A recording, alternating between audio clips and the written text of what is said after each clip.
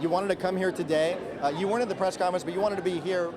Why this scene? Why did you want to be a part of this? Well, this is what makes the Kings who they are. It's the fans, and it's all about the fans. I said when I bought the team that this is your team and it's here to stay. It's a pleasure and an honor to be here with all the fans. When I talked to you the day that Ty Corbin was named head coach, you talked about changes in philosophy, and you were certain that that was the right decision to make. Are you still certain that that was the right decision to make, or are you willing, like Pete D'Alessandro did, and say, we made the wrong decision? Yeah, I have always deferred to my front office. You surround yourself with people smarter than you, and then you let them make the calls. And there's calls that I've wanted to make, as a fan. I loved Isaiah, and the front office said, no, we're better off with a different person at that position, and of course they were right. I was a huge fan of George Karl, and I met with him a few months ago, and I was blown away by his vision of the game.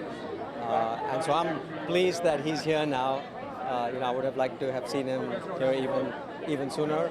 But again, at the end of the day, I just support what the front office does. I made a mistake when I bought the team. I hired the coach before I had the GM.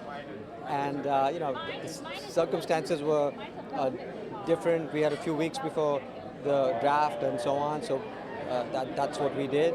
So this time around, I said, look, I'm not going to interfere. I'm going to let the GM decide whether it's Ty or it's George or whoever it is. I'll make new mistakes, won't make the same mistake again. Got it.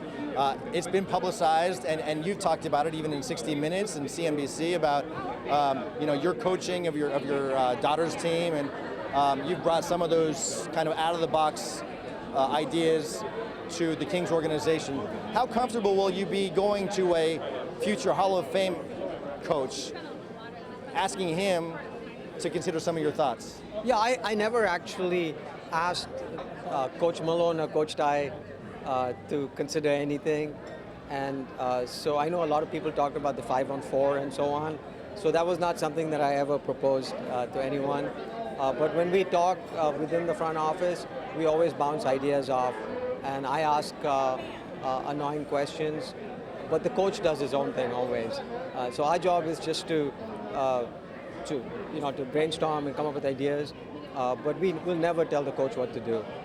Especially when you have a master like George Karl. But the same was true for Malone. I never actually called Malone and said, hey, will you do this or will you do that or will you play that player? So that's not how we operate. The coach is the director of the symphony, and he's conducting it, and he does what he wants, and that's how it should be. And those were published reports, so you're refuting those published reports that you were giving advice to Malone? No. I've never played basketball in my life. I would never do that.